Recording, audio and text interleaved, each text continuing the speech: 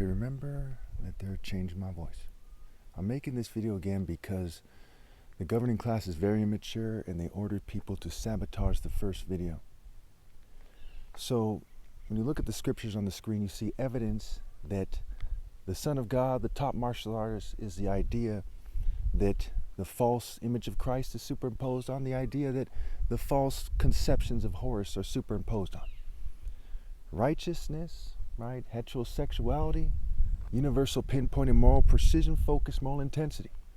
Okay, a spirit of that, the soul of that. So when we look at the scriptures on the screen, Job, right, it points to the hawk, which is like the falcon.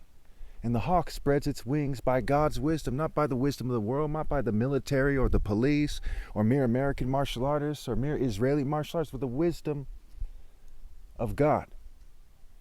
We see that in Habakkuk it says that God's hidden power is compared to the sun, the rays of the sun, the splendor of the sun, but more specifically the source of the splendor of the sun.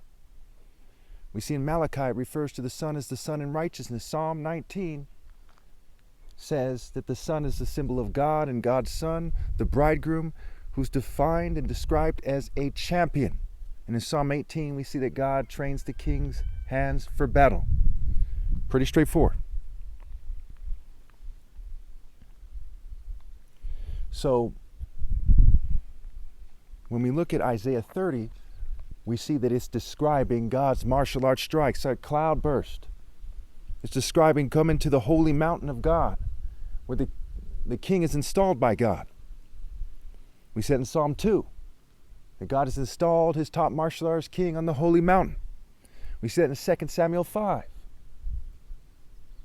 the fortress of Zion, the city of Zion, the fortress of God, the city of God. We see that these things are connected, right? The falcon, Horus, a deity of, basically the idea of God's son, of martial arts, the avenger, the Skywalker, the wise martial art king, by default a deity of love in his own right, or an idea of love because of that righteous warrior love from God, that African grace, the Royal African Falcon martial art order.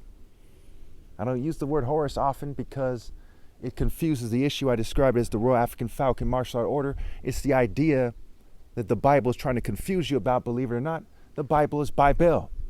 How many people understand that it's a martial art religion and that these priests and preachers and all these so-called spiritual groups and everyone else doesn't understand what they're talking about? No one has seen the Father but the Son, who is clearly the top martial artist ever possible, and that's obviously me.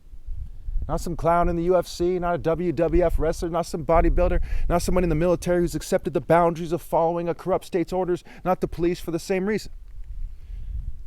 Not these martial arts systems that are allowed by a corrupt world, but me, the person who's gone far beyond them in terms of martial arts and the martial art principles.